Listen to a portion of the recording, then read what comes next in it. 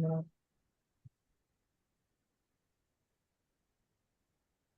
And there we go. All right. So go live on all the platforms, confirm, and we are going live everywhere. Beautiful. Fantastic. Welcome today. I am pleased to bring you Greg Zlevor. Greg is the founder of Westwood International and Hopemakers Collective. He has been a mentor and friend of mine for years, working all over the world, international, best-selling author, just absolutely leadership guru. This is a guy, if you know me, it takes me a lot to impress me. It takes a lot to impress me. Greg has impressed me. He's created a space in which I feel safe and a place where I feel like I can trust his leadership. And that says a lot coming from someone who teaches this stuff. So, Greg, thank you so much for taking the time and joining us today. And I want to start off just by saying, tell us a little bit about yourself, your background, and how you got into the leadership business. Yeah, thanks, Alex. I appreciate being invited. Thank you very much. It's kind of a long story. I mean, essentially, when I started out in college, I planned on being a doctor. Love science and wanted to go to doctor and serve people through medicine. Realized I'd rather work with the mind and the spirit than the body. And so eventually went to graduate school. Didn't quite know how I wanted to do that. So I got a graduate degree in what was most important to me, spirituality. So I got a master's in spirituality from Boston College. And the university asked me to stay on as a chaplain, which was a blast, probably one of the best jobs I ever had. And essentially, for 7 years, I was a chaplain at Boston College, and I just got to make up different programs like ski retreats and mission trips and leadership programs and workshops for faculty, staff, alumni, etc. And at the same time, while I was doing that, I was working with a gentleman named M. Scott Peck, who wrote The Road Less Traveled, Different Drum, doing community building workshops with him. So I just started to combine the community building with the workshops and the retreats and the different pieces. And over the years, just got really good at facilitating, creating, and helping people find what was important to them, working together as a team, and then being able to create that. And then along the way, was asked to be an affiliate trainer for Interaction Associates. So was an affiliate for them for multiple years, training on their leadership, their facilitation tools, etc. And that the ball was rolling at that point. Over the last 25 years, I've just continued to learn, be certified, practice, speak, all the things that go around human dynamics, facilitation, coaching, teamwork. You and I have had some amazing discussions about leadership. Tell me, what are your thoughts on what it means to quote unquote be a leader? Well, it's all contextual. So being a leader in a business is different than being a leader in a home or being a leader in the neighborhood or being a leader in politics. So leadership is contextual. But I think overall, if I were to make a broad stroke, the biggest challenge now for quote unquote leaders is trying to be authentic but astute at the same time. Elaborate on that. Yeah. So if you take a look at just the division in the US over this upcoming election, you're either in one camp or the other, and people are trying to draw lines all the time. And it's politically risky to even agree with any part of what the other side is saying. Okay, if you're red, what the blue is saying. If you're blue, what the red is saying. And if Yet, you're purple, black, and blue. yeah, if you're purple, you're black and blue. But anyone who's a thinker knows there's truth in a lot of different places, and no one group or color holds all the truth. Right. And even if they hold the truth now, 10 days from now, it might not be the best or the truth. And so, how does someone be authentic and astute? That's very difficult. You know, how Yeah. to stay clear with who they are and what they're about, represent a particular group, but be astute and clear enough that they can say, and this may change. I think And I'm going to rise above whatever the rhetoric is to have a more mature conversation. One of the things that you said that really stood out was knowing who you are, and then also having the adaptability to know that there's truth outside of you.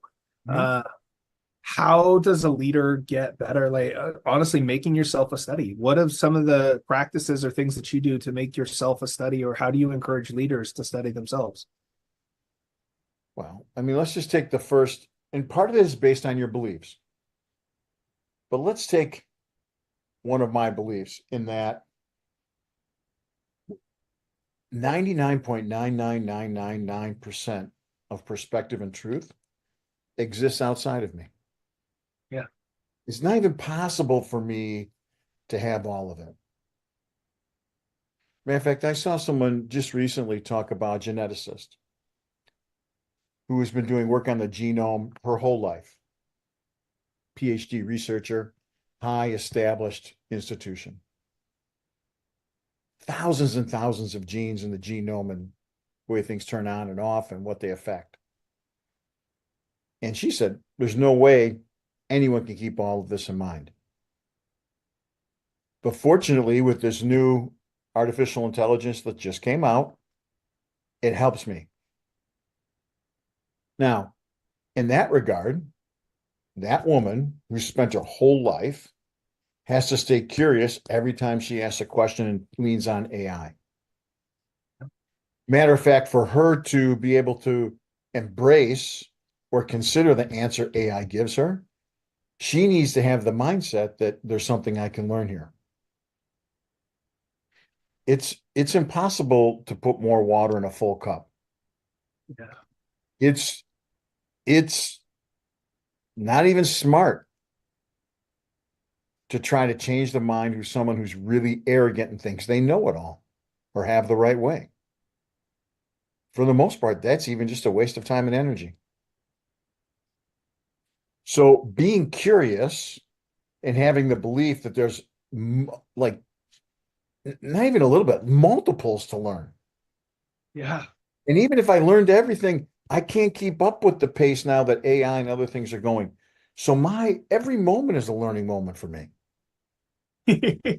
Every discussion, every conversation, I love, like, that's one of the things that you and I've talked a lot about is how everyone has a unique perspective, and it's always curious to step into their model. There's not a lot of people who take the time to study people the way that you do and Mhm. to really understand, okay, so your perspective is different than mine. That doesn't make it right or wrong, but help me understand your perspective.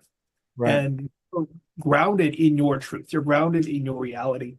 And I'm going to ask, and feel free to say, hey, let's change subject, but I'm interested, what role has faith played in that for you? What role has fate? Fate? Faith, faith, yeah, Faith or fate? faith, Faith. God. Well, faith has played a major role in it. I mean, and I think the first thing is there's several different levels of faith for me. I have faith there's someone bigger than me. There's something bigger than me going on. And a matter of fact, I think it's so big, it's bigger than all of humanity. Okay, so I have kind of two levels of faith there. Yeah. I also have faith based on my experience that no matter what happens, I'm going to find a way to make it through. Yep. Because to this point, I've always found a way to make it through. So why wouldn't I think I have a chance to make it through the next one that shows up? So I have that faith. Yeah. Now, I have a belief that what exists is, I mean, it's so much more than me that I can't even calculate it. Right? If I look at things from a geologic perspective, Yeah. I don't personally register anywhere. But humanity as a whole barely registers from a geologic perspective. And that's just for our planet. See, one of the things that I love to think about or contemplate is like, I am the center of my world, but I am not the center of the world. And that there's this ripple effect that we all have as we show up. And like, you're sitting in a chair, somebody made that chair, somebody designed that chair, and they are all contributing to this conversation, but we had no idea. They have no idea. And so your unique value adds so much to everything we do. And I think that's one of the things that I've always enjoyed about talking with you is your ability to see what makes people unique, what makes somebody different, what makes them special just in who they are. What are Mhm. some of the tools or techniques? Like, how is it that you look at people that drives you to see that uniqueness in each of Well, some of it's trauma. them? I mean, I've been through a couple situations in my life where, and I'm thinking of two right now. One, the person didn't outright lie because what they felt they were saying was the truth, even though it wasn't true. And that had significant ripples through several of my relationships. And several people I was close to never took the time to ask me, what's your perspective? What's your side? What happened? And that had a lot of ripples in effect. And then two, I had another situation where someone outright lied, made up a lot of things, even created a lawsuit around it. And that had a lot of ripples as well. Now,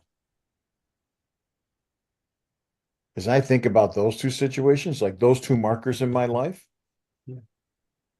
have helped me to not be quick to judge others because I know what I might have heard about them from someone else could be completely wrong because I've been on both the short side and the long side of that equation. Yep. And so in part that those kind of markers and beliefs and experiences of mine that led to these beliefs help me always be curious. Second,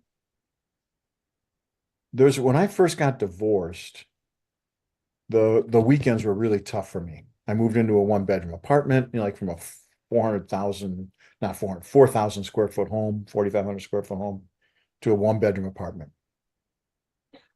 And the weekends were tough being alone in that apartment. And so I just went down to downtown Boston, mostly the Boston Common area, and started feeding the homeless. And it was quite simple. I would just walk up to someone and say, look, I'm going to get something at McDonald's. There's also a Burger King there. I'm going to get some McDonald's or Burger King. Do you want something? It was just that simple. And after several weekends, people got to know me like, hey, here's the McDonald's dude coming, And so they would come up, hey, can I get two burgers or can I get a fries? Or, hey, last weekend I forgot to ask you, I like vanilla milkshakes. You think you'd get a vanilla milkshake? And so I started doing that. And I can tell you, there were a few people, some who I still think of today, who I learned a lot from. There was a guy, Billy, who slept on the grate that was right next to one of the T or underground subway stops there. And I would say, Billy, how you doing? And he's like, Greg, I'm doing well. He said, I'm going back to rehab. I'm like, Billy, what number is this for you? I'm like, Greg, this is 46. I said, so Billy, you've tried 45 times going to rehab for your alcoholism and you haven't made it yet? He said, no. He said, but I'm not giving up. I'm going this week 46. I'm like, way to go, Billy. Like the guy just never gave up. He just always believed in himself. That was crazy. I'll never forget Billy. And other people, the way they looked out for each other and helped each other and had ethics even on the street. Right. So the other thing that's allowed me to do is to realize that everyone has not just a story, but multiple stories. And finding and discovering those stories and those connections is just wonderfully satisfying for me. And then getting to a point where we can just embrace all of what's happened in the past and then ask each other, okay, how can we help each other right now? What's our next best step? Like that moment to me, for the times I've had it or been there, are extremely healing and liberating. And so, in a lot of ways, creating those moments has been part of my passion or work, whether I'm running a leadership program or a community building workshop or Hopemakers. That's been one of my big drivers. Yeah. When I was a kid, I was like 16, 17 years old, and I was part of a nonprofit, and we decided to sponsor a family for Christmas. And we kind of put feelers out to the community. And one of our advisors said, I've got someone. And this was a single mother who had run away from an abusive relationship, was living in an apartment. We went over to their house and there was just, they were sleeping on the floor. They had like sleeping bags and stuff, but they were just sleeping on the floor. Their clothes were kind of piled in the center. They didn't really have anything in the house. And it was right around Christmas time. It was between Thanksgiving and Christmas. And she said, the only thing that I want, like we asked, what is the most important thing for you? She said, I just want to make sure that my kids, sorry, Mm. it's years later. Mm. And it means more now that I have a kid. I want to make sure that my kid still believes in Santa. Like I just want a gift for Christmas morning for them to come home to, and I can't afford a gift. And over that month and a half, we went through and we got donations from everyone. And the kids went over to grandma and grandpa's house that night. And when we showed up with a U-Haul. We had dressers, we had TVs, we had furniture, we had clothes, we had all sorts of stuff. We filled the house and just totally filled this woman's house. And she was absolutely in tears. And it was the coolest thing because one of the donations that I got was a manicure pedicure for her. And I said, you asked for anything for her. And I got to give her this certificate and she just lost it at that point. And so I mean, obviously I'm still losing it now, Right. but community impact, like that means so much to be able to understand someone else's story and to make a difference in people's lives. You mentioned Hopemakers. Tell us about that. Yeah, I mean, first of all, that very powerful story, and I think it's just I mean, even this years later, still emotional for you. Yeah. Like connecting with another human being, helping someone out. Um, so Hopemakers started just before the pandemic. One of the vaccine makers came to me and asked me and I think 9 other companies to give a proposal for training their 50,000 people to bring hope to the world while they delivered the vaccine and other products. And so I put together a global team, authors, thought leaders, musicians, artists, etc., to create a custom program to train the 50,000 people to bring hope to the world. And then that was phase one. Phase two was then helping those 50,000, that company create an ecosystem of hope with their vendors, suppliers. And then phase three, and I made this arrangement with all the trainers, coaches, writers, facilitators, etc., that everything we did in phase one and phase two, we would give away in phase three to college students so college students could bring hope to the world. And it was a 5-year plan. It was super cool.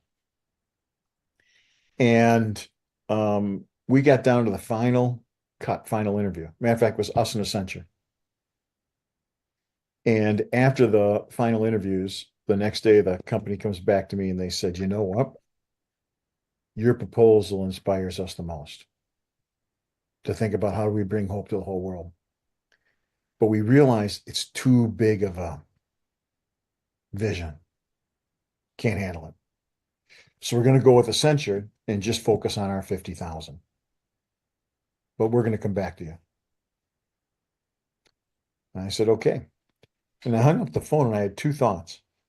I thought, first of all, I'm like a guy born in Wisconsin, living in Vermont, and I can think about the whole world. And you have 1 billion people every day use your product, and you can't think about the whole world? I'm like, what? Like that?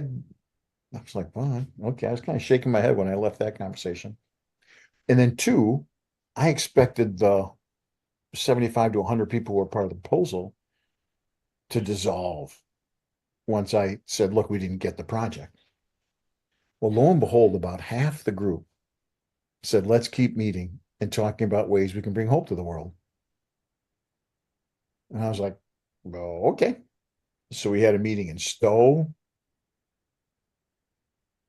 that November. Then we had a meeting in June. And now I think we're on year 3 or 4. And we're doing another meeting now in November. And everyone pays their own way, even the speakers. And we literally get together and do some learning around self-development, teams or groups. We do time connecting with each other, building relationship first. And then third, we invite nonprofits we then spend time, we ask the nonprofits to bring a challenge or an issue. So we as a group for 60 or 90 minutes can brainstorm and help them solve a challenge or an issue or a hurdle that they're facing. And that's essentially the mix of the event. And what's really exciting is now we're getting like high-end folks, like high-end, someone who ran a presidential campaign, someone who just won an award, a UN award for global work, a person who discovered Simon Sinek, person who had gold records, gold record entertainer, you know, et cetera, et cetera, et cetera. And we come together in small group, usually 40 to 60 at a time, to have talks, have interactions, connect, and then find ways to build relationships first, and then see what we can do after. The other thing that's unique about Hopemakers is I talk to everybody. So I curate the whole group. And that's really important to me for one reason. I was a part of this mastermind group. I went to one of these big 5 or 10,000 person events with the big speaker and author and jumping up and down the stage and all that kind of stuff. And then afterwards, this person who I do respect their work, I respect their writing, I've read a couple of their books, etc., said, look, I'm going to have a mastermind. It's going to be really expensive, but I'm going to share with you everything that goes on behind the curtain. I'm going to work with you to help you develop your own community group, etc., yada, yada. Now, I developed several different groups, like lots of different groups, but I thought, I can learn more. And so I signed up for this mastermind, and it was expensive, like tens of thousands of dollars, kind of expensive. 2 weekends with him doing this. So I'm picturing 10, 12 of us sitting around a fire at night after a full day of working on our different programs and helping each other, getting direct feedback. Yeah. I go the first weekend, it's 200 people sitting in an audience with him on a flip chart, didn't even have a handout. I was like, what? Gave almost the exact same presentation he gave at the big 1,000-person event. That's And then crazy. everyone who I was meeting in the group was like, hey, I'm so-and-so. Here's my card. I do this. Do you need this service? I'd be like, wait a minute. So first of all, I'm not getting what was promised, at least that I thought was promised. And two, all the people I'm meeting, they're just trying to sell me stuff. I'm like, this is awful. I hated it. I was furious. And they only gave me half my money back because they said, look, you came to a weekend, so you only get half your money back. And I said, if I'm ever going to do this, I'm going to do it completely different. I'm going to do it where people can have one-on-one time, where people can get feedback. And if they need more, they can come to my place and sit with me personally and get it. And I'm going to curate everyone so people have a relationship first and it's not selling. Because I don't want to be running an event where people are just trying to sell to each other. Like it was just so infuriating to me. I got to tell you, Greg, I went to the last Hopemakers up in Vermont, and what you just described as your experience shocks me compared to what it is that I experienced. Everything that you had hoped to get is what you create. And so, I mean, even so much as sitting around the fire, like it was absolutely an amazing event. And I think that the relationships that I've built, that I've maintained, are one of the best things that I got from the Hopemakers experience. But as a business owner, I think one of the biggest things I got was just a reset, like reminder of the purpose and the cause of why I do what I do, and really driving that and recognizing that I'm not alone, in pushing for the change and pushing for that vision and purpose that I've been striving for to really help change the world. And Mm-hmm. to see so many other highly successful business owners and entrepreneurs and nonprofits all coming together and sitting down and making jokes at each other, with each other, for each other, like it just humanized the entire experience, because entrepreneurship can be very lonely. And Right. so, yeah, you do a phenomenal job. Tell me a little bit more. So help the audience understand from a business perspective, what is Hopemakers? And then we'll talk a little bit from the nonprofit perspective. Yeah. So, I mean, probably the best thing is just to give an example. So it's 2.5 days. First morning is spending time building relationship with people in the room, professionally facilitated. How do we listen to each other? How do we appreciate each other and what's working? and how do we find ways to serve? Like we spend time doing that through interactive activities. Then we get some input from an author, a thought leader, an expert, a specialist on some topic that's really important. So as an example, in the meeting coming up in November, we're going to have Dr. Jeffrey Thompson will be one of those people. And he discovered one of the wavelengths in the brain. And he has several patents right now where he can literally audit your brain, find your exact pinpoint wavelength, and then give you a custom track for you to listen to that will put you in sleep or put you in focus or put you in empathy. It's remarkable, the research. And so he'll be there talking about that research. And what's even more remarkable is he can do it for groups. And it's been so successful, it's been reported in the Wall Street Journal. There have been articles in the Wall Street Journal about his work. So he's going to come and share that. Another lady, Jessica Ensel, is going to come. She goes around the world creating human connection experiences. She's going to spend 2 hours showing us how to connect with each other through interactive activities. Those are two examples of people who will be there. Christine Birch, one of the leading mental health experts in the workplace in all of North America, is going to come and talk about what does it mean to have mentally healthy workplaces. Alan Fadden, author of the Teen Dimensions Profile, sold over 500,000 copies. He'll be there talking about high performing teams.